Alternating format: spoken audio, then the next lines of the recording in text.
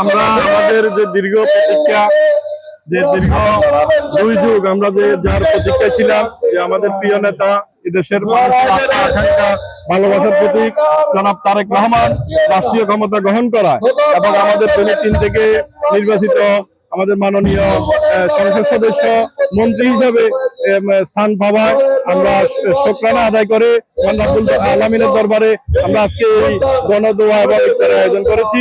যেহেতু আমরা জানি এদেশের গণমানুষের আশা আকাঙ্ক্ষা এবং ভালোবাসার প্রতীক জনাব তারেক রহমান, আমরা চাই আমাদের এই নেতা যেন রাষ্ট্র পরিচালনায় সফল হয়। আমরা এই কারণে আমরা দোয়ার আয়োজন করেছি।